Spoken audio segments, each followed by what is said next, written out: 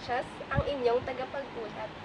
Ngayong araw ay pag-aaralan natin kung ano ang semantika. Ano nga ba ang semantika? Halina't pag-aralan natin.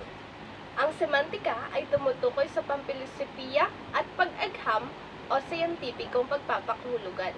Ayon naman sa New Encyclopedia Britannica, ang semantika ay nagmula sa pandiwang Griyegong semano na ang ibig sabihin ay mga hulugan, o sa pangalang semantikos na ang ibig sabihin ay makahulugan. Sa madaling sabi, ang semantika ay ang pagbibigay kahulugan sa salita. Ngayon, alam na natin ang semantika. Dumako na tayo sa dalawang paraan ng pagbibigay ng kahulugan sa isang salita. At yun ang denotasyon at konotasyon. Ano nga ba ang denotasyon? Ito ay nagtataglay o nagpapahiwatig ng neutral o objektibong kahulugan ng mga termino. Sa madaling sabi, ang denotasyon ay ang pagbibigay ng literal na kahulugan sa mga salita.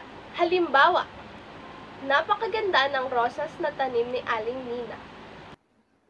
Ang salitang rosas sa pangungusap na ito ay tumutukoy sa isang bulaklak, na ang literal na pagpapakahulugan sa rosas na makikita natin sa diksyonaryo ay isang halaman.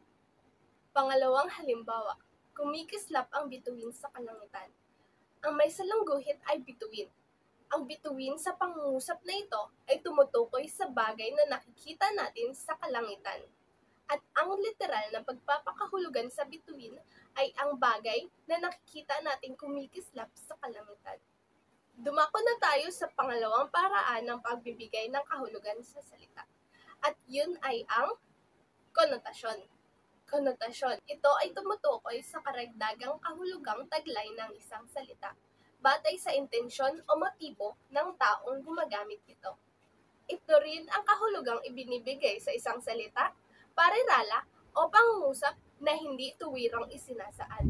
Halimbawa, si Carla ay amoy rosas. Kanina ang rosas ay nangangahulugan na isang halaman. Ngayon naman, sa pangalawang pagpapakahulugan sa salitang rosas, ito ay naging isang amoy. Pangalawang halimbawa, tunay nga si Daniel ay isang sikat na bituin. Kanina, ang ibinigay nating kahulugan sa bituin ay isang bagay na nakikita natin sa kalangitan. Ngayon naman, binigyan natin ito ng pangalawang kahulugan na ang ibig sabihin ay isang bagay na napapanood natin na sumisikat sa entablado. May natutunan ba kayo sa aking iniulat? Tandaan, ang denotasyon ay ang literal na pagpapakahulugan sa isang salita. At ang konotasyon naman ay ang pagbibigay ng pangalawang pagpapakahulugan sa isang salita. Muli, ako si Ina Rose Matias, ang inyong tagapag-ulat. Maraming salamat.